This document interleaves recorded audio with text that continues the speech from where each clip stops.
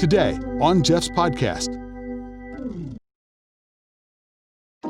Back in the 1500s, merchants and ship owners came to an agreement as it pertains to damaged cargo that was caused by the sea. Their agreement was that they would equally bear the burden of the cost of the loss of that cargo. That agreement was described by a French word, avarie. That is the word that came from a root word in Arabic, awar. It literally means damaged goods, and that is the origin of the word average in the English language. So to break it down, average literally means damaged goods. I coined the phrase a couple of years ago, the law of average. And don't get that confused with the law of averages. That's a mathematical equation. But the law of average is simply this: feeling like damaged goods because of an event or series of events in your past which causes you to give up on your dreams, to give up on your visions, and come to the conclusion that the best you can ever hope to be is average, and that average just has to be good enough. I'm damaged goods, therefore God can never use me. I'm damaged goods, therefore I'll never do anything significant or successful. I'm damaged goods because of what's happened in my life, and I'm never going to come to a place where I feel like I have fulfilled my destiny. That's what I mean when I use the phrase, the law of average. The law of average is detrimental to anyone in leadership. It's detrimental to pastors. It's detrimental to business leaders. It's detrimental to anyone who is in a place where they have a dream or a vision that they want to see come to pass. They want to be significant and successful. Once you begin to succumb to the law of average, all of that goes away because you have given up. If I were going to sum up the law of average in 2 words, those 2 words would be give up. Well, I'm not one to give up, and I don't believe you are one to give up. So I want to talk to you for the next few moments about how to defeat the law of average. How to defeat the law of average. When you begin to allow the failures and mistakes and the shortcomings of an event in your past or several events of your past to dictate how you move forward in your life, in your ministry, in your career, you are pronouncing a death sentence on your future.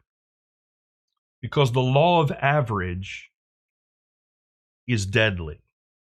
It'll make you short-sighted. You won't have any more vision. It'll cause you to miss opportunities because once you have begun to give in to the law of average, you just don't show up anymore. You don't show up, therefore you miss opportunities. It'll decrease your productivity because the law of average takes away your drive. It takes away your push. It takes away your ambition, and it's going to rob you of your productivity. The law of average will destroy your passion. You don't have any passion to do anything anymore because once you become accustomed to the law of average and your thought processes and your heart and your mind is fixated on the fact that you'll never be more than damaged goods, you don't reach for anything higher than that. The law of average will make you cynical. Cynicism doesn't just pop up one day. You don't just wake up cynical one day. Cynicism is a journey that usually starts with altruism. Every leader has experienced that feeling of altruism when you first get involved in your niche and you feel like you're just going to change the world. You've got so many great ideas and so many plans and so many visions and dreams and things of that nature. And then over time, series of disappointments and betrayals and mistakes and failures can lead to cynicism. where you just don't believe anything is genuine anymore. The law of average will cost you influence because there are people around you that have bought into your dreams and visions, that have bought into your plan, that have bought into what you're going after. And when you stop going after it, some will stop with you, but others will move beyond you. And they'll continue to go after their own dreams and visions, and you will lose influence over people when you can no longer point to the future and say, that's where I'm going. You can't be a leader without influence. Leadership and influence go hand in hand. That's one of the first things that I learned from John Maxwell. That leadership and influence go hand in hand. Leadership is influence, and influence is leadership. If you've never read The 360-Degree Leader by John Maxwell, I highly recommend that book. But once you lose influence, you've lost your ability to lead. And the law of average will cheat you of successors. You cannot have success, lasting success, without successors. And the law of average will make you lose successors. The law of average is deadly to your future. So how do you defeat or guard against the law of average? How do you take a detour from that path? How do you go around that? How do you get beyond the law of average? How do you overcome that? Because you will be tempted to give up on your dream, and you will be tempted to give up on your plans, and you will be tempted to give up on the vision that you have for tomorrow. The question is, how are you going to overcome that temptation in times of trouble, in times of difficulty, in times of great challenge, and to move beyond the law of average and attain your dreams and visions and fulfill your destiny? How do you do that? First of all, you have to understand each chapter of your life in the context of your entire story. Understand each chapter of your life in the context of the entire story. Now, if you bought a suspense novel, a spy novel, if you will. I like spy novels. I read certain authors. Tom Clancy, one of my favorite authors of all time when it comes to fiction. And I'm a Brad Thor fan. When I go on vacation, I get a book. I read a book on vacation. That's relaxing for me. Brad Thor is a great spy novelist, espionage and government and those types of things. So when you buy a spy novel or whatever kind of book you like, you're not just going to go in there, choose one chapter, read that chapter, put that book down or put it on your bookshelf, file it away and say, boy, that book was horrible. You're not going to do that. What are you going to do? You're going to start at the beginning and you're going to read through the entire book. And you're not going to judge the book by one chapter. You're going to judge it by the entire storyline. However, we tend to be hard on ourselves and judge ourselves, our entire life, by the one difficult, the one bad chapter that seems to stand out. And it's not fair. If you judge yourself by only one chapter, you are cheating yourself and you will fall to the law of average, that you're damaged goods, that you'll never be good enough, and that average is all you'll ever be. It's the best you can ever hope to be.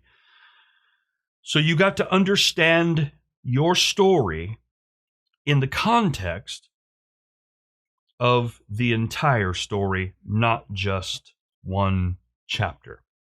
How do you know your entire story, or how do you know how it ends while you're still living it? That's what vision is. Vision is having a picture in your mind's eye of what your unlived future holds for you. God has given us vision. He's given us dreams and plans, and I believe that each one of us has a God-given destiny. And when we follow Him, He will lead us step by step, goal by goal, to our dreams and visions. What God puts in you, He will give to you. I believe it with all of my heart. There are things that I hold in my heart that I will eventually hold in my hand if I will not give up. In order to do that, I have to understand and look at my entire story, not just one chapter. Vision is what tells you what's in your future, the unlived portion of your life, how the story will end. Every piece of your life fits somewhere. Romans 8:28 said that all things work together for the good of those that love God, that are the called according to his purpose. I broke this down in a recent podcast. If you have never listened to my podcast before, go back and listen to my podcast, Puzzle Pieces, and I break this Romans 8:28 all the way down and explain it in great detail. But let me just sum it up by saying that your life is made up of puzzle pieces. I feel like my life is a puzzle, don't you? And I'm only getting a piece here and a piece there. My vision is the puzzle of my life. And every piece, no matter how insignificant it seems, no matter how ugly it may be, no matter how misshapen it may be, every piece of my puzzle is significant and has purpose and fits somewhere. You can't judge a puzzle by just a piece. You have to zoom out. And that's the hardest thing for a lot of us to do, is to zoom out and look at our lives in wide angle, to see the whole story, to see the whole puzzle. And then we realize that no matter how difficult today is, tomorrow will benefit from today's wisdom. Every trial you face, every failure, every mistake, every stumble, every misunderstanding, every challenge, once you overcome it, you have gained wisdom. You have a piece of something to take with you that you didn't have before, and tomorrow you may need that piece. All right? So you have to understand each chapter of your life in the context of the entire story. You have to understand, secondly, that damage is not death. Damage is not death. Jeremiah chapter 18, very familiar passage of Scripture. The Lord tells Jeremiah to go to the potter's house. He has something to say to him there. He's going to teach him a lesson, an illustrated sermon, if you will, from the potter's house. And Jeremiah goes there and he sees the potter working on the clay. And Jeremiah said that the clay in his hand didn't turn out the way he wanted it. So the potter, the King James Version uses the word marred. It was marred in the hands of the potter, so he made it again into another vessel. Listen to this translation of Jeremiah 18, verse 4, the New Living Translation. But the jar he was making did not turn out as he had hoped. Have you ever turned out, things in your life didn't turn out the way you had hoped? That it was different than what you had hoped it would be. It was different than you envisioned it. The situation, you saw it going differently in your mind, and you prayed that it would go differently. It's okay, because damage is not death. Every one of us has damage in our lives. Every single one of us have suffered damage, pain, anguish, disappointment. We've all suffered that in our lives. And the worst thing that you can do is believe the lie that damage is deadly. It's not. Damage is not death. Jeremiah chapter 18, verse 4, listen, New Living Translation. The jar he made did not turn out as he had hoped. So he crushed it into a lump of clay again and started over. I love Jeremiah 18. I love the Word of God and how God uses pictures to teach us lessons, that even when we are in our creation, our formation stage, even when our mind and our hearts and our emotions, when we are pliable, are being formed and improved and made and developed, that sometimes things turn out opposite of the way we plan. Sometimes there is damage done in our lives because of the situations we go through. But you have to understand that you and I serve a God who is able to start over again. It's not that God made a mistake. God has a plan. Every piece of the puzzle fits somewhere. Back to Romans 8:28. All things work together. And so God's telling Jeremiah, he's basically sharing with Jeremiah that regardless of the past, he has not done with Israel yet. And I want to tell you that God's not done with you yet. You may feel like your life has not turned out the way you had hoped, but guess what? If you are still pliable, if you are still soft and teachable, if you are still open-minded, if you will allow the Lord to touch you and minister to you and take you in his hands, he'll fold you up into a ball of clay again and pour the water of the word on you and start all over again. That's the God that you and I serve. Damage is not death. Thirdly, we have to prepare for where we're going instead of mourning over where we've been. We're talking about how to defeat the law of average in your life, your ministry, your leadership. You have to prepare for where you're going instead of mourning over where you've been. You see, a lot of people are sitting around waiting. We're sitting around waiting on my blessing. I'm waiting on my breakthrough. I'm waiting on my ship to come in. I'm waiting for my time to come. Waiting on my turn, waiting on my opportunity, waiting on my promotion. The worst thing you can do is waste your wait. Hear what I'm saying. The worst thing you can do is waste your wait. Because while you're waiting, you ought to be working. While you're waiting, you ought to be preparing. You should be preparing for where you're going instead of mourning over where you've been. I'm going to share one more verse of scripture with you in Isaiah 54. This is God speaking to Israel. He uses the illustration of a barren woman. Listen to what he says in verses 2 and 3. This is again in the New Living Translation. He says, enlarge your house, build an addition, spread out your home, and spare no expense, for you will soon be bursting at the seams. Think about this.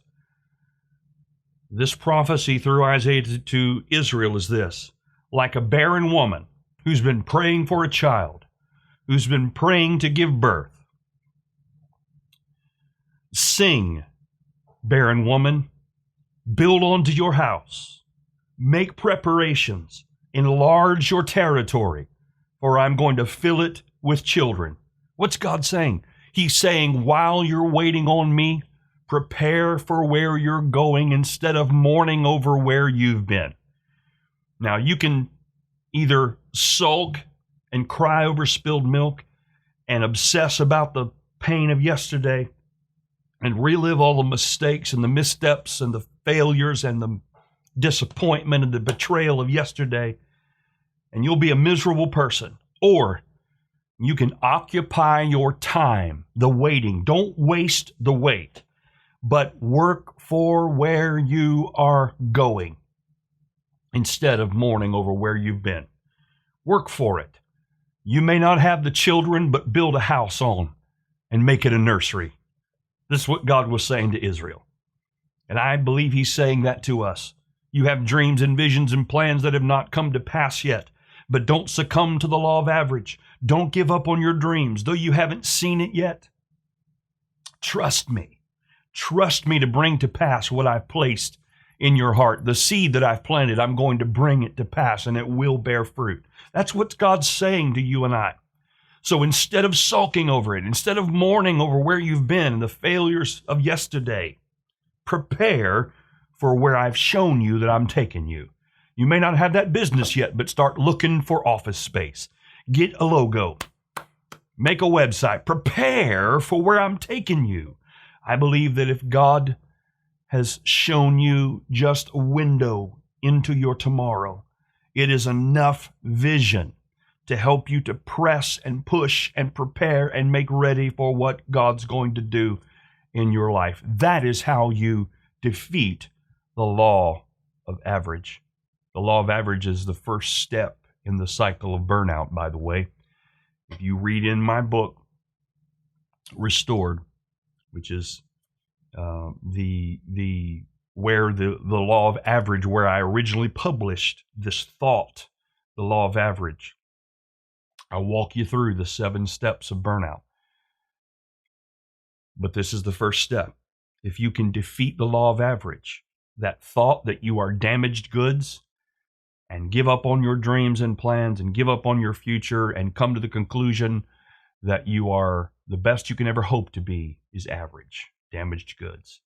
If you can overcome that, you will sidestep the trap of ministry leadership burnout. I get fired up when I talk about this stuff because I've lived through this stuff. I hope this helps you, and I can't wait to share with you next time. Thanks for tuning in today. Remember to subscribe to the podcast on any major podcast platform or Jeff's YouTube channel. For more information about this ministry, visit us at jeffwolf.org. Just released is Jeff's newest book, 10 Reasons Why. You can get it free by texting the keyword RESTORED to 833-649-1545. Message and data rates may apply. We'll see you next week. Be blessed.